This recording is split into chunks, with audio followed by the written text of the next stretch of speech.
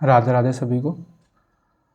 आज ये वीडियो इस चैनल का सेकंड वीडियो रहने वाला है और जीके पीवाईक्यू सीरीज़ का ये पहला लेक्चर रहने वाला है। कल हमने मैथ्स पीवाईक्यू का फर्स्ट लेक्चर किया था जो कि था 29 सितंबर की शिफ्ट 1 के सारे पीवाईक्यूज क्वेश्चंस। आज हम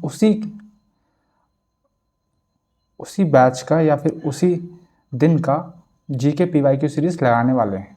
ठीक है, तो अब मैंने आपको बताया था कि मैं आपको हर वो जो श्लोक था भगवत गीता का जिसने मेरी बहुत हेल्प की थी मुझे समझने के लिए, और वो उस मैथ्स सीरीज़ का थीम रहने वाला था। वैसे ही जो एक और चीज़, जो सेकंड श्लोक जिसने मेरी बहुत मदद की या फिर जिसने मुझे बहुत नॉलेज दी या फिर बहुत विजडम दिया, वो हम इस सीरीज़ का थीम रखने वाले हैं, जो कि रहने वाला है ये श्लोक। ठीक है, इस श्लोक के ज़रिए आप ये सीखते हैं कि आपको निस्फिक्र रहना है। ठीक है, आप ये मत सोचिए कि मैं ऐसा नहीं हुआ, वैसा नहीं हुआ, ये नहीं हो पा रहा, वो नहीं हो पा रहा। आप बस निस्फिक्र रहिए और बस काम करते रहिए। बाकी जो है वो भगवान, जो भी आप जिस पे भी बिलीव करते हैं, वो आपको वो चीज़, हर चीज़ संभाल लेगा। बस आपको बिलीव करना है। ठीक है, मूव ऑन करते हैं। अब हम स्टार्ट करते हैं ये सीरीज़ को। जो हमारा फर्स्ट क्वेश्चन है इस सीरीज़ का वो है ये: Who among the following has authored the play नील दर्पण? फर्स्ट ऑप्शन है मोतीलाल नेहरू, सेकंड ऑप्शन है चित्तरंजन दास, थर्ड ऑप्शन है दीनबंधु मित्रा, फोर्थ ऑप्शन है सरोजनी नायडू। ठीक है, अब नील दर्पण किसने लिखा है? ठीक है, तो नील दर्पण जो है वो लिखा है दीनबंधु मित्रा। ठीक है, अब कब लिखा है? तो ये लिखा गया है 1859 के अराउंड। और इसमें क्या है? इसमें है इंडिगो रिवोल्ट जो हुआ था 1859 में, उसके बारे में ये लिखा गया है। अब ये इंडिगो रिवोल्ट कब हुआ था, कहाँ हुआ था? मैंने आपको बता दिया 1859 में हुआ था। कहाँ हुआ था? तो ये हुआ था नादिया डिस्ट्रिक्ट ऑफ वेस्ट बंगाल। ठीक है, इसको लीड किसने किया था? तो दो भाइयों ने किया था जिनका नाम था दिगंबर विश्वास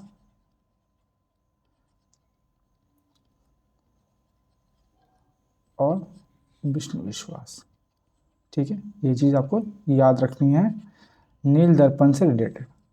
ओके, अब सरोजनी नायडू के बारे में आप जानते ही हैं, फर्स्ट इंडियन वुमेन जिन्होंने आईएनसी की प्रेसिडेंसी की थी। ठीक है, और इन्हें आयरन लेडी ऑफ इंडिया बोला जाता है। ये दांडी मार्च में गांधी जी के साथ थी।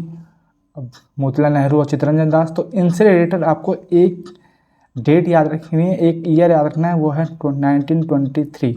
अब इस ईयर क्या होता? तो इस ईयर ये दोनों ने मिलकर स्वराज पार्टी का गठन किया था। ठीक है, ये चीज़ आपको याद रखनी है। अब एक और चीज़ मैं आपको बता दूं, जिस तरह से नील दर्पण में इंडिगो रिवोल्ट के बारे में डिस्क्रिप्शन दे रखा है, वैसे ही एक और राइटिंग है जिसका नाम है आनंद मठ। ठीक है, ये किसकी राइटिंग है? ये है बंकिम चंद्र चटर्जी की, जिन्होंने हमें नेशनल सॉन्ग दिया है। और इसमें जो है, इसमें सन्यासी रिवोल्ट के बारे में लिखा गया है, जो कि कब हुआ था? 1760। ठीक है, ये कुछ चीज़ आपको याद रखनी है। मूव करते हैं नेक्स्ट क्वेश्चन पे। तो नेक्स्ट क्वेश्चन है, विच of the following awards was won by Lata Mangeshkar in the year 2001? Film fair, Padma Vibhushan, Dada Saheb Phalke award या भारत रत्न। ठीक है, अब लता मंगेशकर के बारे में आपको एक चीज़ पता होनी चाहिए, वो है इनका निकनेम। इनको बोलते हैं हिंदी में स्वर कोकिला। ठीक है, और इंग्लिश में बोलते हैं नाइटिंगेल ऑफ म्यूजिक या क्वीन ऑफ म्यूजिक। ठीक है, ये इनको बोला जाता है, ठीक है। और इनको 2001 में जो अवार्ड मिला था वो था हमारा भारत रत्न। ये चीज़ आपको याद रखनी, ठीक है। अब भारत रत्न रत्न से जुड़े हुए कुछ फैक्ट्स मैं आपको बता देता हूँ, ठीक है। तो आपको जो चीज़ें याद रखनी है वो ये है कि भारत रत्न सबसे पहली बार कब दिया गया था, तो वो दिया गया था 1954 में। और कैसा होता है, तो ये पीपल का पत्ता आपने देखा होगा, ऐसे ऐसे ऐसे ऐसे चौड़ा सा पीपल का पत्ता होता है, तो ऐसा ही भारत रत्न होता है, ठीक है। और 1954 में ये किन लोगों को दिया गया था, तो 3 लोगों को दिया गया था, जो जिसका नाम आपको याद रखना है। एक है सी राजगोपालाचारी,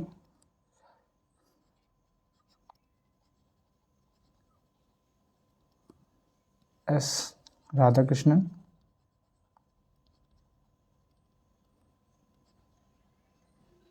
और सी वी रमन, ठीक है।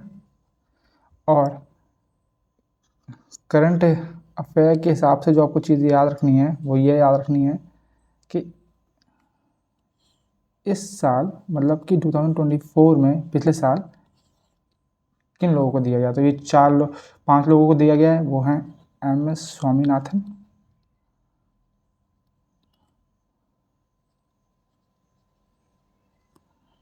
पी वी नरसिम्हा राव,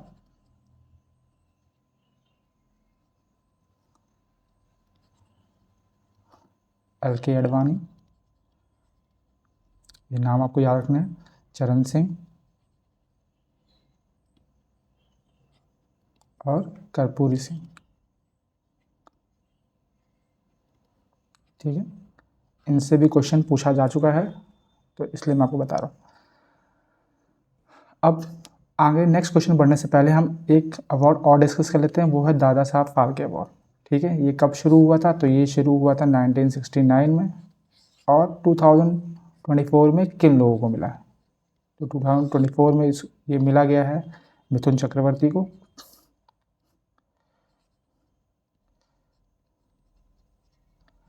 ठीक है। और जो एक और क्वेश्चन पूछा गया था वो ये था कि 2021 में किसको मिला है, तो ये आपको याद रखना है, ये मिला था वाहिदा रहमान को, ठीक है। अब नेक्स्ट क्वेश्चन पे मूव करते हैं।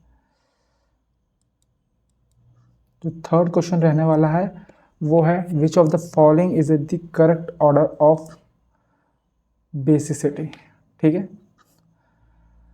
तो अब इसमें हमें लिथियम, सोडियम, पोटेशियम, सीजियम दे रखा है। तो आप ये कौन से हैं, ये फर्स्ट ग्रुप के एलिमेंट्स हैं, ठीक है। आपको याद होगा, आपको किस तरह से याद होगा, आपको याद होगा हेलिना कब्र से फरार,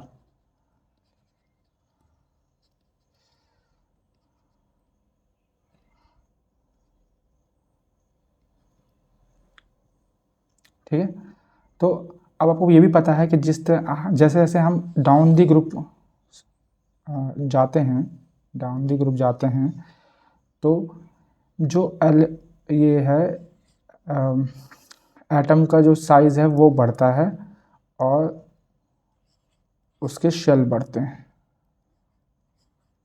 अब शेल बढ़ने का मतलब क्या है, जो वैलेंस इलेक्ट्रॉन से उससे दूरी बढ़ती जा रही है, तो इसका मतलब क्या है, वो जो अट्रैक्शन रहेगा, जो फोर्स ऑफ अट्रैक्शन रहेगी न्यूक्लियस और उस वैलेंस इलेक्ट्रॉन के बीच में, वो कम होती चली जाएगी। तो ईजिली वो अपने जो अल्कालिन जो मेटेलिक नेचर है वो डिक्रीज़ करता जाएगा। तो मेटेलिक नेचर डिक्रीज़ करता जाएगा तो आपका क्या इंक्रीज़ करेगा, तो वो आपका इंक्रीज़ करेगा ये क्या बोलते हैं बेसिक नेचर इंक्रीज़ करेगा। तो जो सबसे नीचे रहेगा वो उसका बेसिक नेचर सबसे ऊपर रहेगा, तो वो है ये सीजियम, पोटेशियम, सोडियम, लिथियम। इतना आपको याद रखना है, ठीक है। ये चीज़ें और 2 चीज़ें याद रखनी है कि जैसे जैसे नीचे आते हैं तो आपकी एटॉमिक साइज़ बढ़ता है, मेटेलिक एटॉमिक्स साइज़ जो है वो बढ़ता है, और मेटालिक नेचर जो है वो कम होता है, ठीक है। बेसिसिटी जो है वो बढ़ती, ठीक है। इतना सच। बढ़ते हैं नेक्स्ट क्वेश्चन के ऊपर। नेक्स्ट क्वेश्चन जो रहने वाला है वो है, हु फाउंडेड द प्रार्थना समाज इन मुंबई इन 1867। तो आपको सबसे पहले तो इस क्वेश्चन में ये चीज़ ध्यान है कि प्रार्थना समाज जो है वो 1867 में फॉर्म हुई थी और मुंबई में हुई थी, ठीक है। ये चीज़ आपको याद नहीं, मुंबई में हुई थी। और किसने करी है, तो ये आपको याद रखना है कि ये करी है आत्माराम पांडुरंग ने, ठीक है। इसी नाम से कंफ्यूजिंग एक और नाम है, वो है परमहंस मंडली, परमहंस मंडली। ये दोनों नाम बहुत कंफ्यूज करते हैं, और अगर आपको क्लैरिटी ना हो तो फिर ये क्वेश्चन, ये अगर मतलब यहाँ पे जो परमहंस मंडली जिन्होंने बनाई है उनका नाम भी पांडुरंग ही है, वो है दादोबा पांडुरंग, ठीक है। और इन्होंने बनाई थी 1849 में, ठीक है। अगर ये ऑप्शन में आ जाता है तो कन्फ्यूजन बढ़ जाता है, तो ये चीज़ आपको याद रखनी है, ठीक है। और राम मोहन रॉय के बारे में हमें पता ही है, उन्होंने क्या किया है, 1814 में बनाया था आत्मीय सभा, ठीक है, जो फर्दर 1828 में बन गई ब्रह्मो समाज, ठीक है। और 1839 में इस ब्रह्मो समाज के जो हिस्से एक जो पर्सन थे, वो पार्ट थे, वो उनका नाम है देवेंद्र नाथ टैगोर, और इन्होंने 1839 में बनाई थी तत्वबोधिनी सभा,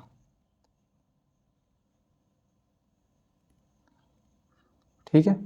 अब इन्होंने, देवेंद्रनाथ टैगोर ने एक पर्सन को इसमें जोड़ा था ब्रह्मो समाज में, उनका नाम था केशव चंद्र सेन,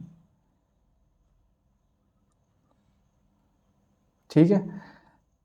और जब इन दोनों के आइडियल्स या आइडियाज़ या फिर जो भी भावनाएं हैं, जो भी थॉट प्रोसेस है, इनका मैच नहीं किया, तो इन्होंने ब्रह्मो समाज के दो हिस्से हो गए यहाँ पे, और वहाँ पे 1866 में ये ब्रह्मो समाज दो टुकड़ों में बढ़ गया। एक हो गया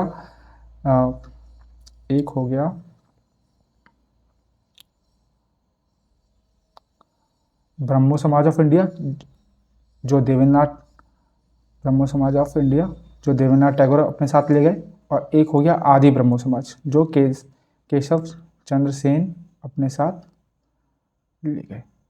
इतना आपको रखना है। और राम मोहन रॉय के बारे में आपको मेनली इनकी राइटिंग्स याद रखनी है सबसे और मेन चीज़, इनको फादर ऑफ मॉडर्न इंडिया कहते हैं,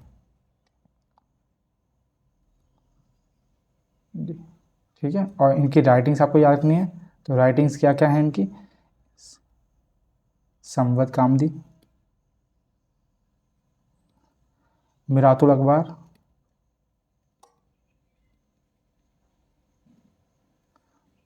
परसेप्स ऑफ जीसस, और गिफ्ट टू मोनोथीज्म, ये आपको याद है, ठीक है। एक और समाज के बारे में पढ़ लेते हैं, जो कि 1873 में बनी थी, अपन इससे नाम याद आ जाना चाहिए, वो है सत्यशोधक समाज,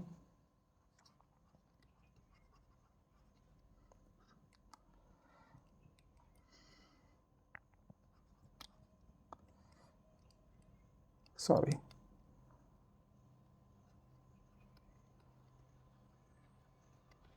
किसने बनाई थी ये, ज्योतिराव फुले, ठीक है। इनकी भी आपको राइटिंग्स पता होंगी, एक तो पता ही होगी, गुलामगिरी, ठीक है। इतना ही हम धीरे धीरे, मतलब एकदम से मैं ये कोशिश नहीं करूँगा कि एक ही चीज़ में आपको सब चीज़ बता दूँ, ठीक है। हम धीरे धीरे आगे बढ़ेंगे, धीरे धीरे से फ़ायदा ये है कि आपको माइंड पे इतना बर्डन नहीं पड़ेगा, और धीरे धीरे आपको चीज़ें याद भी रहती रहेंगी। जीके को याद करने का मेन यही पर्पस है कि एक टाइम में आप ज़्यादा ना पढ़ें। हद से ज़्यादा तो कोई भी चीज़ नुकसान ही करती है, चाहे वो आपको पता ही है नमक हो या चीनी हो, ठीक है। तो धीरे धीरे अगर पढ़ते रहेंगे तो धीरे धीरे आपको रिवाइज होता रहेगा, रिवाइज से ही याद होगा, ठीक है। नेक्स्ट क्वेश्चन में पढ़ते हैं। Who among the following form the Bihar provincial किसान सभा इन 1929? कुंवर सिंह, जी.एम. सेनगुप्ता, जयप्रकाश नारायण, स्वामी सहजानंद सरस्वती, ठीक है। आपको पता है कि कुंवर सिंह भी बिहार से जुड़े थे, लेकिन उनका रोल कहाँ रहा है? उनका रोल रहा है 1857 के रिवोल्ट में, ये आपको याद रखना है। जिन्होंने बिहार से लीड किया था वो थे कुंवर सिंह, ये आपको याद रखना है, ठीक है। जी.एम. सेनगुप्ता, जयप्रकाश नारायण, इसका आंसर जो है वह स्वामी सहजानंद सरस्वती है, ठीक है। अब ठीक है, इसकी बात कहाँ की गई थी? तो इसकी बात की गई थी 1936 के लखनऊ सेशन में, जब ये बन गई थी ऑल इंडिया किसान सभा, ठीक है। और इस ऑल इंडिया किसान सभा के पहले प्रेसिडेंट जो थे वो हमारे दयानंद सरस्वती ही थे, सहजानंद सरस्वती, सॉरी। दयानंद सरस्वती तो अलग चीज़ से जुड़े हुए हैं, ठीक है। और आपको सहजानंद सरस्वती के बारे में कुछ चीज़ें याद होनी चाहिए, जैसे कि इन्होंने किसके खिलाफ, मतलब कि ये लड़े हैं, इन्होंने अपना टाइम दिया था, तो वो था ज़मींदारी सिस्टम के खिलाफ, ठीक है। और इसी के खिलाफ ही इन्होंने ये बिहार प्रोविंशियल किसान सभा बनाई थी, ठीक है, जिसको हटाने के लिए, मतलब ज़मींदारी सिस्टम के खिलाफ थे और इसको हटाने के लिए ही इन्होंने ये बिहार प्रोविंशियल किसान सभा बनाई, जो फर्दर ऑल इंडिया किसान सभा बन गई थी 1936 में, ठीक है। और इसके बारे में इनकी राइटिंग से याद रखनी है आपको, वो है एक ही राइटिंग याद रखनी है, वो है हुंकार।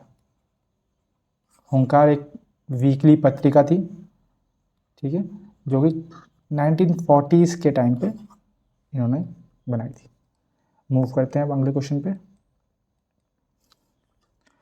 इन which city was the first golf club of India situated?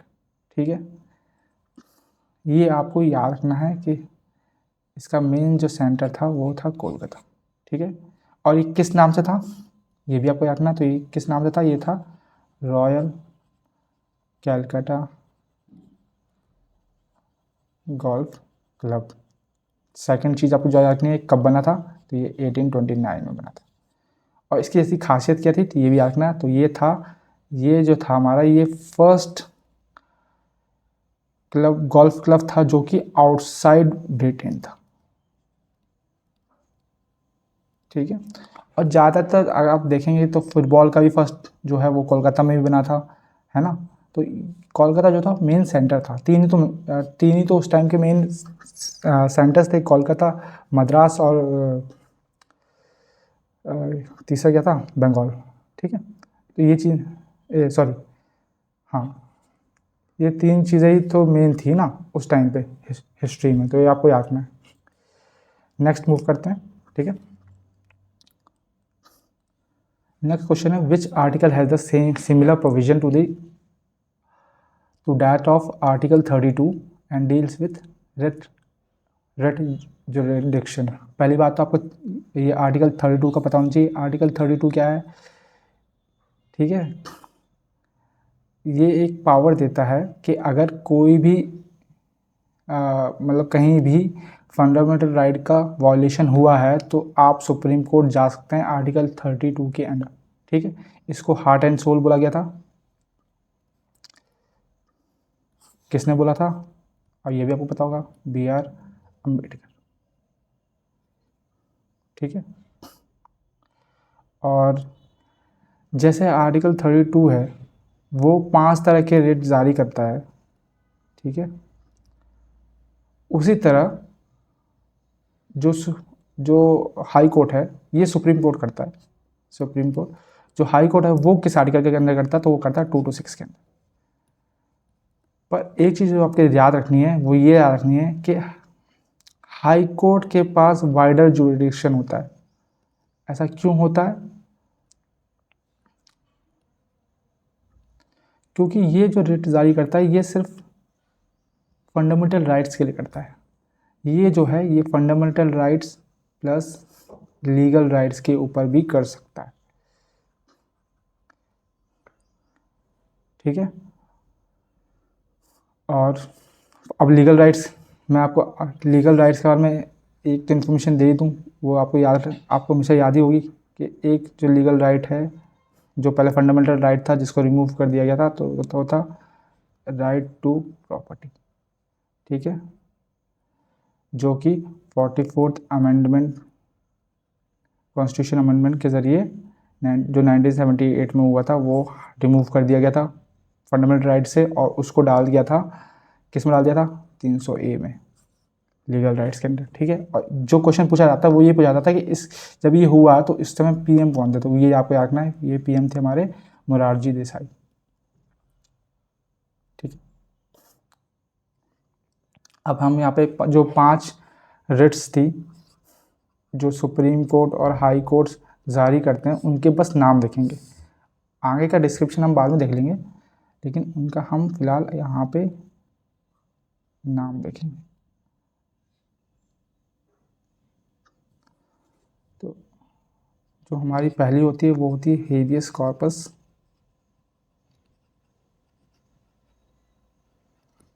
Second होती है क्यू वारंटो,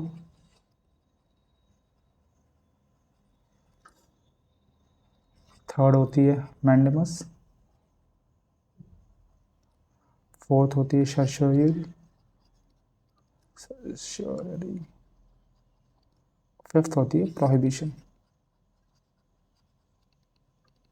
आज बस हमें इनके नाम देखने, आगे कोई क्वेश्चन फंसेगा तो उसमें हम इसकी एक्सप्लेनेशन भी देख लेंगे। ठीक है, मूव करते हैं नेक्स्ट क्वेश्चन पे।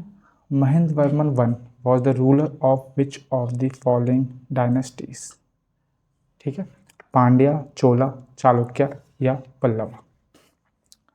अब अगर आपने हिस्ट्री पढ़ी है तो आपको महेंद्र वर्मन वन के बारे में पता होगा।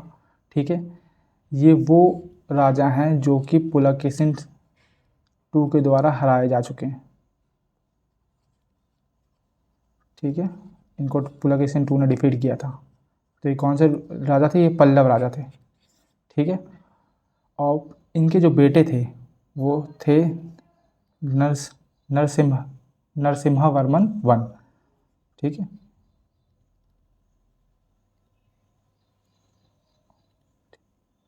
पुलकेशिन टू को नरसिम्हा वर्मन वन ने हराया था और एक टाइटल लिया था वातापी कोंडल का। ठीक है, कोंडा का मतलब होता है कॉन्करर। ठीक है, वातापी पुलकेशिन टू की कैपिटल रही है, तो वातापी को जो इन्होंने मतलब कि पुलकेशिन टू को हराया था तो इन्होंने टाइटल लिया था वातापी कोंडा का। ये चीज़ आपको याद नहीं है। ठीक है, और पल्लवा से रिलेटेड आपको 2 चीज़ याद रखनी है। क्या, कि इन्होंने द्रविड़ स्टाइल लेके आए थे, इन साउथ इंडिया लेके आए थे। सेकंड चीज़ जो है वो ये है कि इनके टाइम के दौरान ही शॉर्ट टेम्पल बनाए गए थे इनके द्वारा ऑफ ममल्लपुरम। ठीक है, अब इनकी कंस्ट्रक्शन के कुछ एग्जांपल दे लेते हैं। जैसे नरसिम्हा वर्मन वन थे, ऐसे ही नरसिम्हा वर्मन सेकंड थे, द्वितीय। इन्होंने एक टेम्पल बनाया था जो कि बहुत पुराना था, वो है कैलाश नाथ टेम्पल।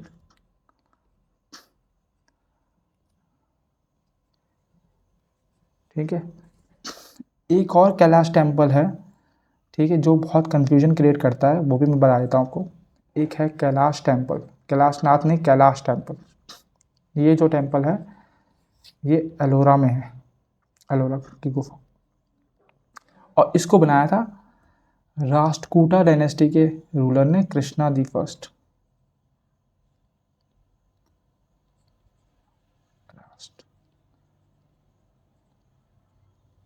ठीक है, ये चीज़ आप रखनी है, कैलाश नाथ नरसिम्हा वर्मन सेकंड और Kailash temple Krishna the first, ये चीज़ आपको याद रखनी है। ओके, चलो नेक्स्ट बढ़ते हैं। What challenge does foreign investment often face in India? First, excessive foreign competition. Second, inconsistent regulatory environment, lack of skilled labor, lack of consumer base. India में क्या फेस करती है चैलेंजेस जो फॉरेस्ट इन्वेस्टमेंट होता है? तो कंज्यूमर बेस तो अपने पास है, स्किल्ड लेबर भी है, ठीक है, और फॉरेन कंपटीशन इतना नहीं है जितना आपको लगता है, ठीक है, जितना मतलब होना चाहिए। तो इसका जो आंसर आएगा वो आएगा इनकन्सिस्टेंट रेगुलेटरी इन्वायरमेंट। इसकी दिक्कत है। क्या दिक्कत है? इससे आप जो फॉरेन कंपनीज हैं वो लॉन्ग टर्म इन्वेस्टमेंट नहीं कर सकती, ये कर पा रही हैं, ठीक है, ठीक है। और इसका रीज़न क्या है? तो इसका रीज़न क्या है? एक रीज़न मैं आपको बता देता हूँ। एक रीज़न जो है वो है कॉम्प्लेक्स टैक्स लॉस जो हैं, जो भारत सरकार द्वारा बनाई गई हैं, उसकी वजह से क्या है, फॉरेन इन्वेस्टमेंट जो है, फॉरेन कंपनीज जो है वो भारत में निवेश करने से बहुत डरती हैं, या फिर ये कह लीजिए कि बहुत ज़्यादा चैलेंजेस फेस करने पड़ते हैं, ठीक है। जैसा कि आपको पता ही होगा कि बिहार और वेस्ट बंगाल का देखिए कितना लैंड पड़ा हुआ है, लेकिन फॉरेन इन्वेस्टमेंट वहाँ पे हो नहीं पा रही है, ठीक है। तो कुछ तो मतलब गवर्नमेंट का भी रहता है रोल कुछ तो, और जो लॉस वगैरह होते हैं, रूल्स एंड रेगुलेशंस वगैरह जो होते हैं वो उन पर डिपेंड करता है कि आप मतलब कि इन्वेस्टमेंट के लिए रेडी हैं कि नहीं है, ठीक है। अब इन्वेस्टमेंट की बात आ गई तो ये आपको क्या चीज़ रखनी, आपको एक चीज़ याद होनी चाहिए, वो होनी चाहिए एलपीजी रिफॉर्म्स, जिससे हमारी जो इकोनॉमी है वो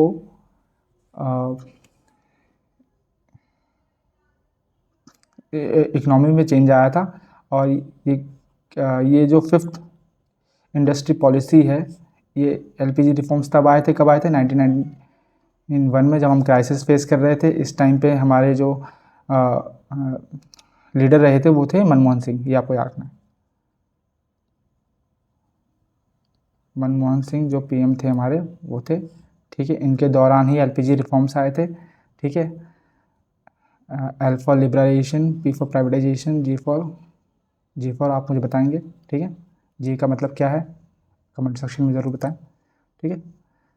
धीरे धीरे पढ़ेंगे, ज़्यादा एकदम से नहीं। मैं कोशिश करूँगा कि आपको रिपीट करवाऊँ या फिर बताऊँ ज़्यादा चीज़ें, क्योंकि ज़्यादा पढ़ने से फिर दिक्कत है ना। तो धीरे धीरे हम पढ़ेंगे, धीरे धीरे हम जैसे जैसे लेक्चर्स आगे बढ़ते जाएंगे वैसे वैसे मैं और भी इसके डीप में जितना एसएससी क्वेश्चन पूछता है उसके अकॉर्डिंग मैं आपको बताता रहूँगा। नेक्स्ट क्वेश्चन पे आते हैं। Who is the union minister of state for science and technology as of July 2023? ये करंट अफेयर का क्वेश्चन आया था शिफ्ट 1 में, ठीक है। तो इसका आंसर क्या है? तो इसका आंसर है जितेंद्र सिंह, ठीक है। अश्विनी वैष्णव को भी आपने बहुत नाम सुना होगा। ये क्या है? ये हमारे रेलवे मिनिस्टर है। कौन से वाले? 39th, ये याद रखना, ठीक है। धर्मेंद्र प्रधान कौन है? ये हमारा एजुकेशन मिनिस्टर है। और रमेश पोखरियाल जो हैं ये फॉर्मर एजुकेशन मिनिस्टर थे, और ये मतलब उत्तराखंड साइड के मिनिस्टर वगैरह हैं, ठीक है, अब नहीं है, ठीक है। आगे बढ़ते हैं। अगला क्वेश्चन जो है, Lathmar Holi is primarily celebrated in the state of? Lathmar Holi किस स्टेट में सेलिब्रेट की जाती है? तो जाहिर लठमार होली से आपको एक चीज़ तो क्लियर होगी, ये लठ से खेली जाती है। लठ मतलब डंडे से खेली जाती है, ठीक है, डंडे से। तो कौन से स्टेट में है? ये मेनली उत्तर प्रदेश का है। उत्तर प्रदेश में भी कहाँ पे? जैसे बरसाना हो गया, ब्रज हो गया, नंदगांव हो गया, यहाँ तो बहुत टाइम तक होली खेली जाती है। फूलों वाली होली खेली जाती है, रंग वाली होली खेली जाती है, डिफरेंट तरह की होली खेली जाती है। और ये किसके रिगार्डिंग है? तो लॉर्ड कृष्ण और राधा माता के बारे में ये इनके ऊपर है, ठीक है। लठमार होली ये आपको याद रखना है।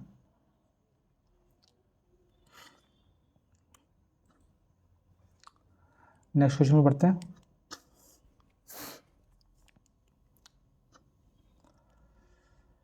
विच of the following is not a condition for president office in India. ठीक है, अब आपको पहली बात तो प्रेसिडेंट ऑफिस का आर्टिकल याद होना चाहिए। उसके लिए एक ट्रिक है, प्रेसिडेंट के जितने भी आर्टिकल्स हैं उसके लिए एक ट्रिक है, वो है प्रेम ट्रैक पे चलना है, ऐसे कर लो, ट्रैक पे चलना है, सो कम ऑन इन, एक ये वी है, कम ऑन इन वैन के बोल लो या फिर वैन बोल लो, कम ऑन इन वैन। ठीक है, तो इस ये ट्रिक है, ये प्रेसिडेंट के सारे आर्टिकल्स हैं इससे रिलेटेड। ये आपको ट्रिक मतलब बहुत लोगों ने सिखाई भी होगी, याद भी होगी बहुत लोगों को।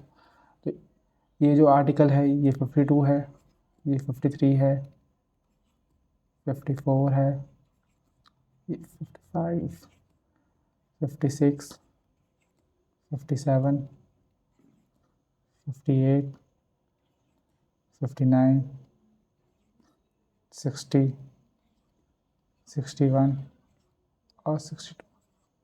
ठीक है, अब इन आर्टिकल में क्या क्या है वो बता देता हूँ आपको। यहाँ तो प्रेसिडेंट है, प्रेसिडेंट की डेफिनेशन है, या फिर मतलब एक प्रेसिडेंट होना चाहिए। ई से एग्जीक्यूटिव पावर्स हैं उसकी, एग्जीक्यूटिव पावर्स का मतलब क्या है, जो अपॉइंटमेंट वगैरह प्रेसिडेंट के हाथ में होती हैं। ठीक है, थर्ड में इलेक्शन है, 54th में, 55 में M for manner of election, किस तरह होना चाहिए और कौन कौन से लोग पार्टिसिपेट करेंगे प्रेसिडेंट के इलेक्शन में, वो है। 56 में टी फॉर टर्म, 57 में आर ई फॉर री इलेक्शन। ठीक है, 58 में क्यू फॉर क्वालिफिकेशन है,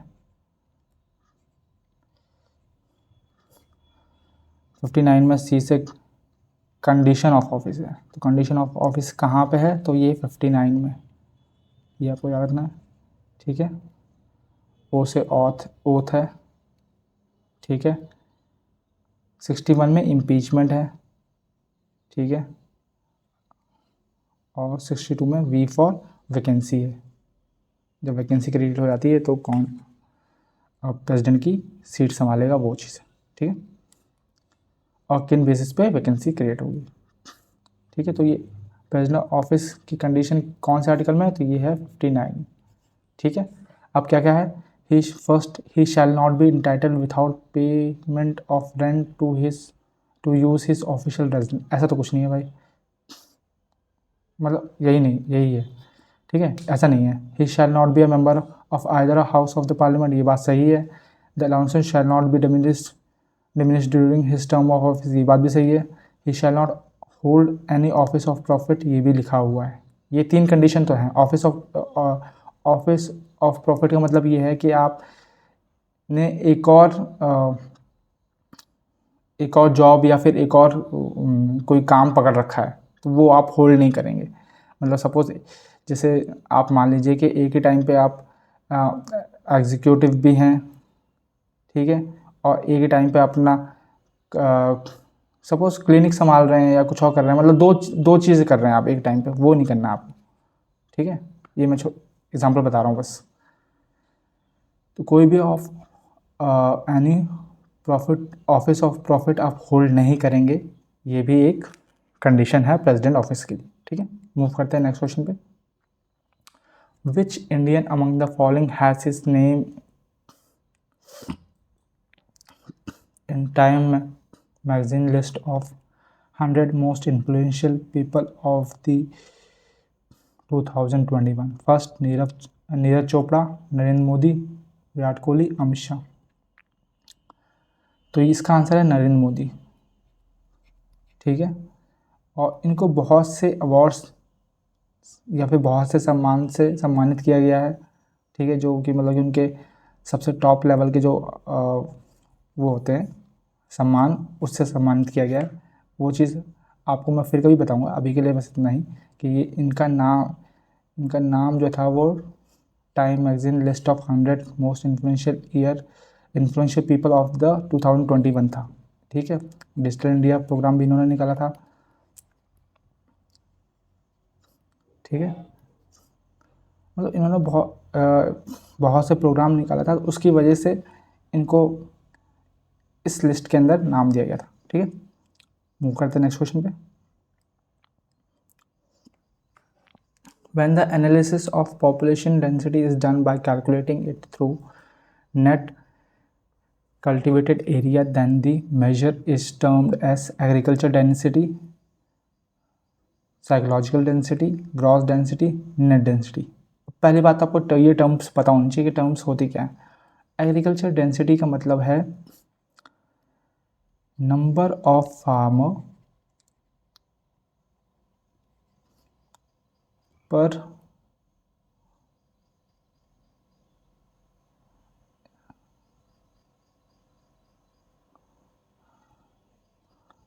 एरेबल लैंड के लीजिए। एरेबल लैंड मतलब कि जो लैंड जो है उपजाऊ वगैरह के लिए सही होता है। तो मतलब एक जैसे हम वो निकालते हैं पॉपुलेशन डेंसिटी के एक स्क्वायर किलोमीटर के अंदर कितने लोग हैं रह रहे हैं, तो उसको बोलते हैं पॉपुलेशन डेंसिटी। वैसे ही नंबर ऑफ फार्मर्स जो हैं वो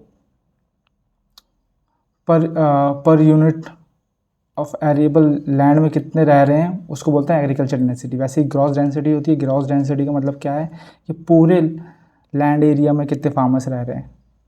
ठीक है, और नेट डेंसिटी का मतलब क्या है कि स्पेसिफिक एरिया में कितने रह रहे हैं। स्पेसिफिक एरिया से मतलब सपोज एक रेसिडेंशियल एरिया, ठीक है, उसमें कितने रह रहे हैं उसको बोलते हैं नेट डेंसिटी। तो इसका आंसर जो है वो होगा साइकोलॉजिकल डेंसिटी। ठीक है, इसका मतलब क्या है कि इसका मतलब है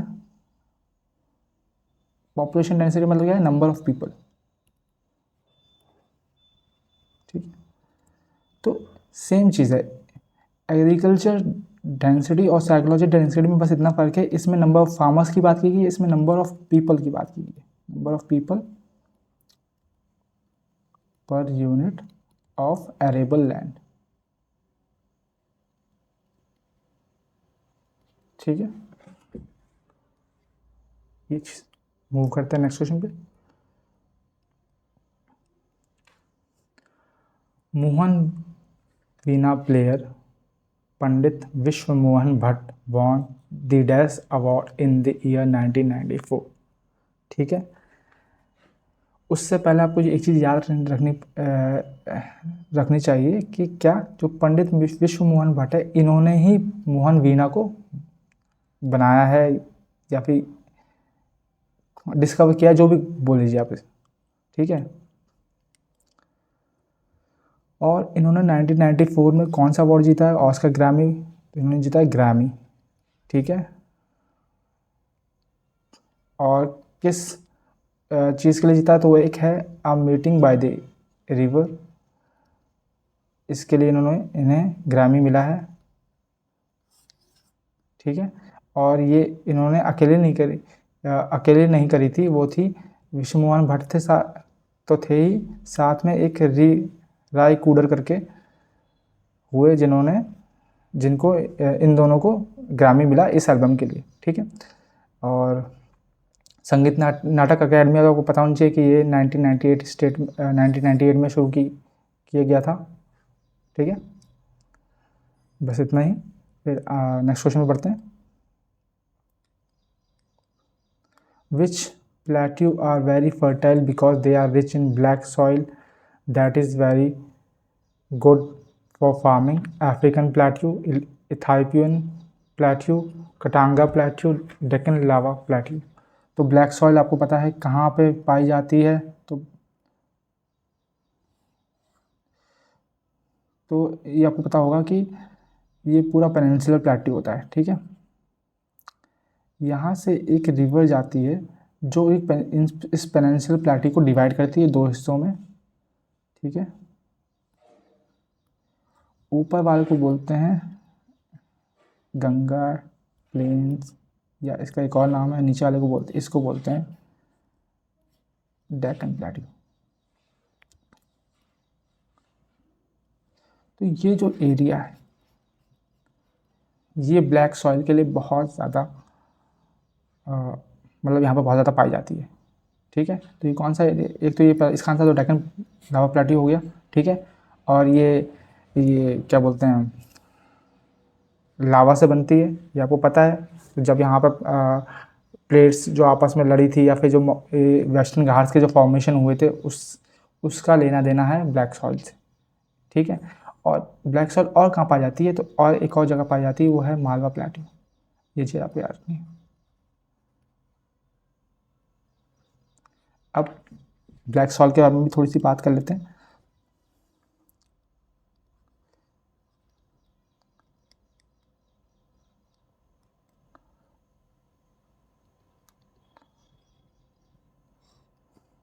पहली चीज़ जो आपको याद रखनी है वो ये कि इसको रेगुर के नाम से भी जाना जाता है। ठीक है, और ब्लैक सॉइल के पास हाईएस्ट कैपेसिटी होती है वाटर होल्ड करने की, हाईएस्ट टू होल्ड वाटर। ठीक है, थर्ड चीज़, ये किस में रिच होती है, किस में लो होती है, लो किस में होती है, रिच किस में होती है, तो लो होती है ये फॉस्फोरस में और नाइट्रोजन में, और रिच किस में होती है, तो रिच होती है ये आयरन में, लाइम में, ह्यूमस में और मैग्नीशियम में। ठीक है, उसके बाद आपको क्रॉप्स याद रखनी है। क्रॉप्स जो सीरियल में क्वेश्चन आ चुका है या फिर बहुत से एसएससी एग्जाम में आ चुका है, वो ये है कि कॉटन जो है वो जो ब्लैक सॉइल में उगाई जाती है उसके लिए कितने डेज़ की ज़रूरत होती है, तो वो याद रखना आपको 210 फर्स्ट 3 डेज। ठीक है, और कौन कौन सी इसमें उगाई जाती है, तो एक शुगर केन भी आपको याद रखनी है।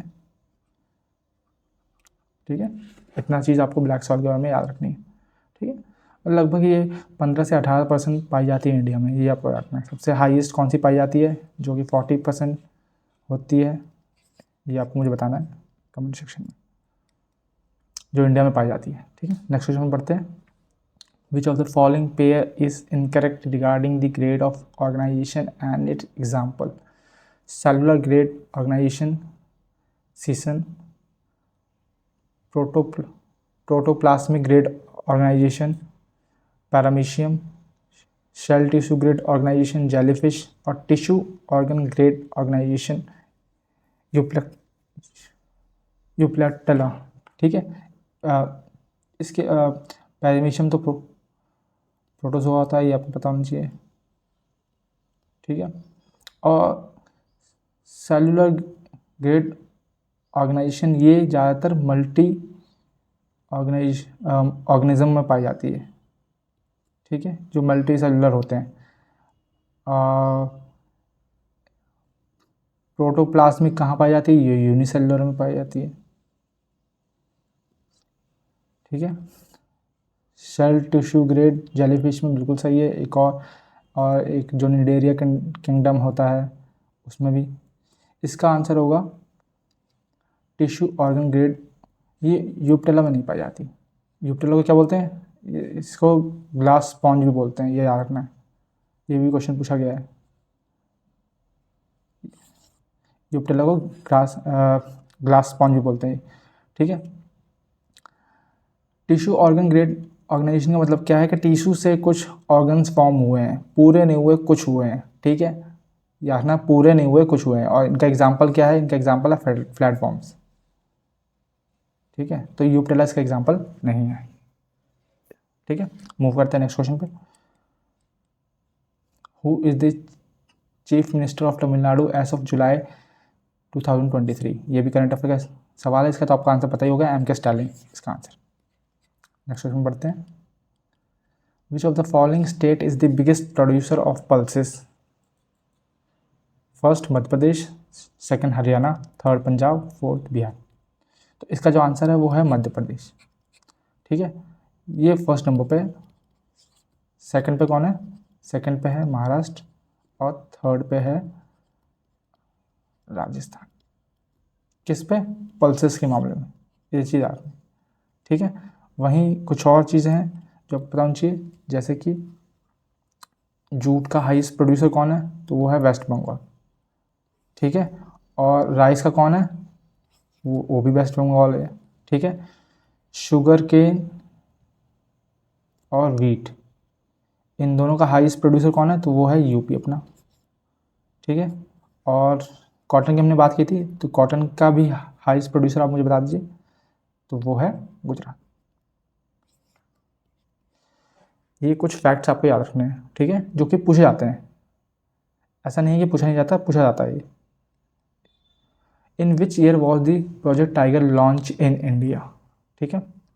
प्रोजेक्ट टाइगर जो है इंडिया में कब लॉन्च हुआ था, उससे पहले आप मुझे ये बताइए कि वाइल्ड लाइफ प्रोटेक्शन एक्ट करके एक है,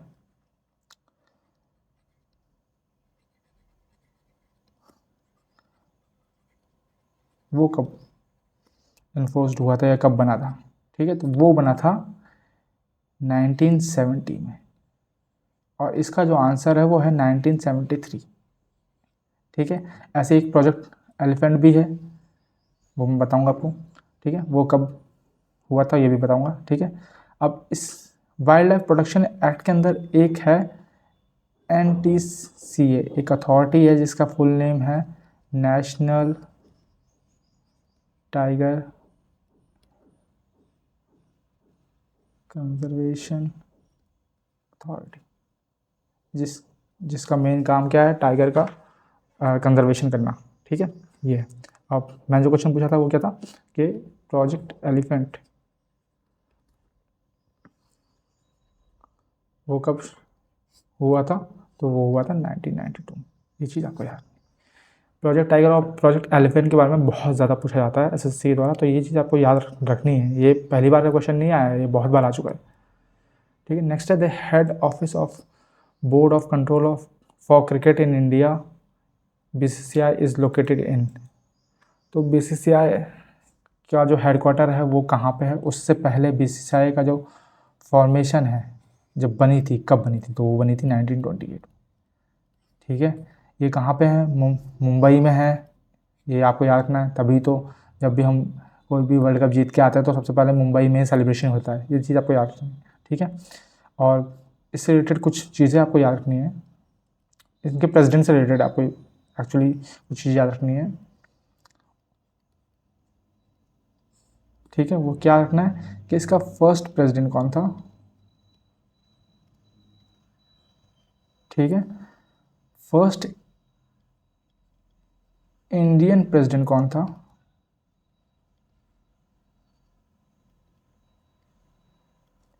अरे यार तो लिख दिया।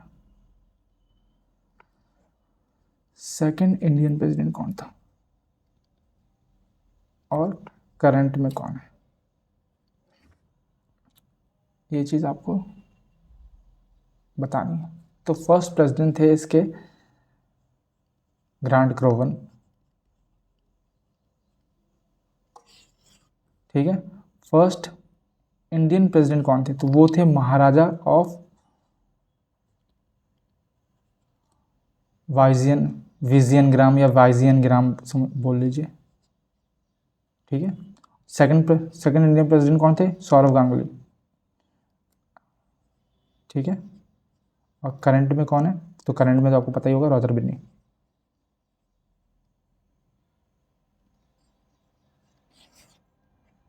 ये चीज़ आपको बीसीसीआई के प्रेसिडेंट के बारे में पता होनी चाहिए, ठीक है।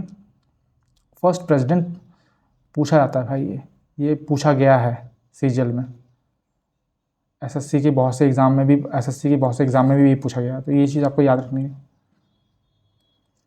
अगले क्वेश्चन बढ़ते हैं, which of the following decomposition reaction is not redox reaction, decomposition of dihydrogen monoxide, decomposition of sodium hydride, decomposition of potassium chlorate, decomposition of calcium carbonate.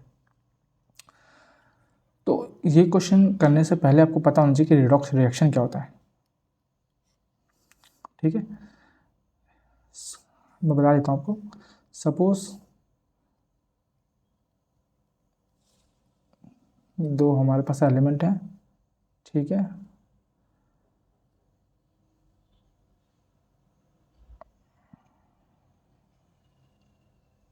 इन्होंने क्या बोलते हैं इन सपोज ये जो एलिमेंट था इसने लॉस किया इलेक्ट्रॉन का, यहाँ पे लॉस हुआ, ठीक है, तो ये पॉजिटिव चार्ज बन गया, और यहाँ पे इसने गेन किया, ठीक है। तो जिस रिएक्शन में लॉस ऑफ इलेक्ट्रॉन बोलते हैं ऑक्सीडेशन, और गेन को बोलते हैं रिडक्शन।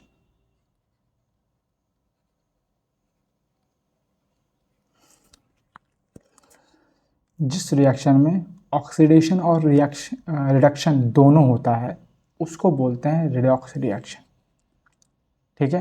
ये चीज़ आपको रखनी है, जिस रिएक्शन में ऑक्सीडेशन और रिडक्शन दोनों होता है उसको बोलते हैं रिडॉक्स रिएक्शन, ठीक है, याद रहेगा। अब यह पता है डिकम्पोजिशन ऑफ कैल्शियम कार्बोनेट, यही इसका आंसर रहने वाला है। इसमें देखो आप, ना तो गेन हो रहा है ना लॉस हो रहा है, नो ऑक्सीडेशन और नो रिडक्शन, कहीं हो रहा है कहीं नहीं हो रहा, तो यही रिडॉक्स रिएक्शन नहीं है। बाकी सारे जो हैं वो ये सब जो हैं रिडॉक्स रिएक्शन के एग्जाम्पल्स हैं, तो ये भी आपको याद रखना है, ठीक है। मूव करते हैं नेक्स्ट क्वेश्चन पे।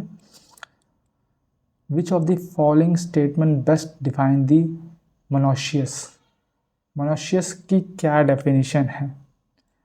पहली बात तो आपको ये बताना चाहिए कि मोनोशियस होता क्या है, ठीक है, और मतलब मोनोशियस के अलावा क्या होता है। तो basically a flower with both androecium and gynoecium, इसको बोलते हैं मोनोशियस। अब ये क्या होते हैं, ठीक है, तो मोनोशियस का मतलब है अगर किसी इंडिविजुअल प्लांट में, उसी प्लांट में मेल और फीमेल दोनों रिप्रोडक्टिव पार्ट हैं तो उसको बोलते हैं मोनोशियस। सेम एक और होता है उसको बोलते हैं डायोशियस। डायोशियस की डेफिनेशन ये है कि जो मेल और फीमेल है वो दोनों अलग अलग क्या बोलते हैं अलग अलग प्लांट में होंगे, ठीक है, ये अलग में होगा, ये अलग में होगा, ठीक है, ठीक है। तो इनका इस केस में जो रिप्रोडक्शन होता है वो होता है सेल्फ पॉलिनेशन के थ्रू, क्योंकि एक ही जगह दोनों अवेलेबल है, और इसमें होता है क्रॉस पॉलिनेशन के through.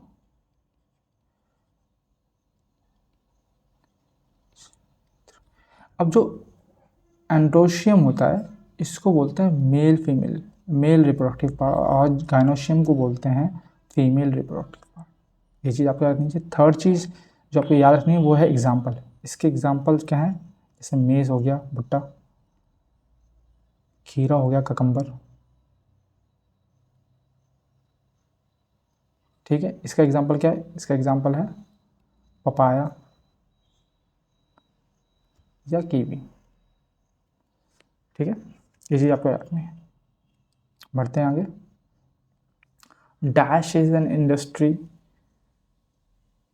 Association and self regulatory organisation SRO whose primarily objective is to work toward the robust development of the microfinance sector, ठीक है। तो इस self help group, micro finance institution network, micro finance and investment regulatory authority या नाबार्ड, ठीक है।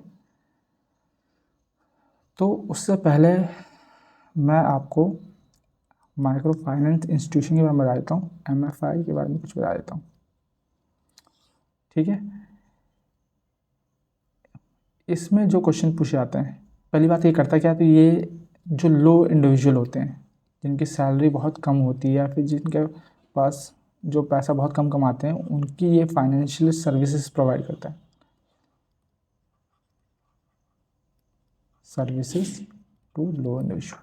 ठीक है, इसको गाइडलाइंस कौन प्रोवाइड करता है? तो गाइडलाइंस इसको आरबीआई प्रोवाइड करता है, ये याद रखना है। ठीक है, और जो क्वेश्चन पूछा गया था कि क्या सर्विस इसके अंडर नहीं आती है, तो वो सर्विस का नाम है माइक्रो सेविंग। ये क्वेश्चन सीजन में पूछा गया है कि माइक्रो सेविंग जो मतलब कौन सी सर्विस एमएफआई के अंदर नहीं आती, तो वो है माइक्रो सेविंग। ठीक है, और इसके एग्जांपल क्या है? एग्जांपल है जैसे बंधन बैंक हो गया। ठीक है, बंधन बैंक एग्जांपल हो गया। अब इससे रिलेटेड जो पर्सन है उसका नाम है मोहम्मद यूनुस। ये आपने नाम अक्सर सुना होगा कि अभी ये बांग्लादेश के इंटरिम गवर्नमेंट के लीडर बने हुए हैं। तो इनको जो है फर्स्ट एमएफआई इन्होंने मतलब कि बनाया था, जो कि था उसके लिए इनको 2001 में नोबेल प्राइज़ भी मिला है। और इनको फादर ऑफ ये माइक्रो फाइनेंस के लिए जाना जाता है, इनको फादर बोला जाता है माइक्रो फाइनेंस के लिए। ठीक है, इन्होंने बांग्लादेश में ग्रामीण बैंक बनाया था या फिर इस्टेब्लिश किया था, ऐसा कुछ आप कह लीजिए, या फिर इसको ऐसे ही बोल लीजिए कि इसको इन्होंने ग्रामीण मॉडल ऑफ माइक्रो फाइनेंस दिया था। ठीक है, और इंडिया में सबसे पहला फर्स्ट एमएफआई कौन सा है? तो वो है सेवा ग्रुप जो है, जिसका फुल फॉर्म क्या है? इसका फुल फॉर्म है सेल्फ एम्प्लॉयड वुमेन एसोसिएशन। ठीक है, ये कहाँ कब बनाया गया था? तो ये 1974 में बनाया गया था। और जगह का नाम याद, जगह भी पूछा जाती है भाई। ये इलाहाबाद बोल रहा हूँ मैं भी।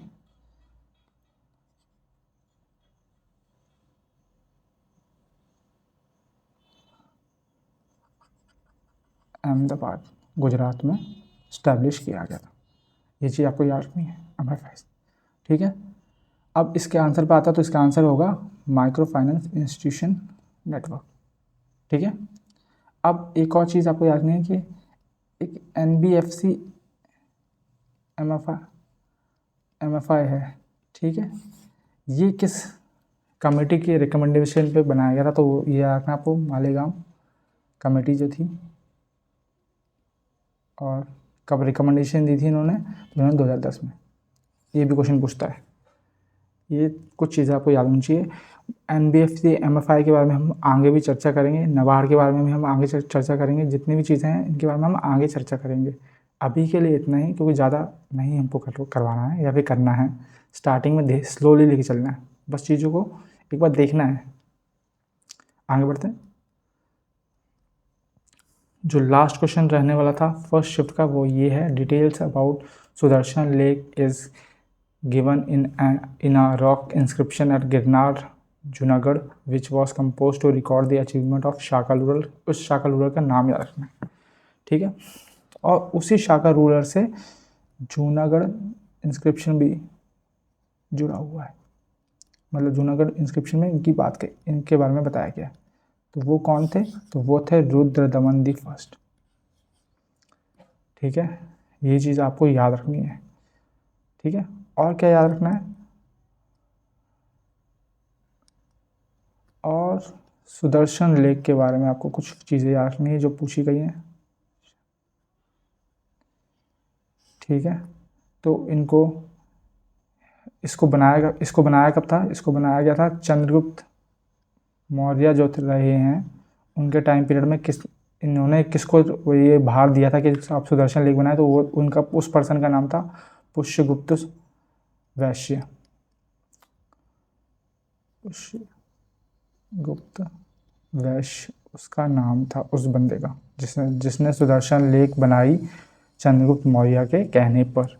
ठीक है, अब और जो चीज़ आपको याद रखनी है वो ये याद रखनी है कि इसको एक और बार रिपेयर करवाया था। वो किसने करवाया था? वो करवाया था स्कंदगुप्त ने। ठीक है, ठीक है। स्कंदगुप्त के रिगार्डिंग आपको एक पिलर इंस्क्रिप्शन याद रखना, वो है भीतरी पिलर इंस्क्रिप्शन।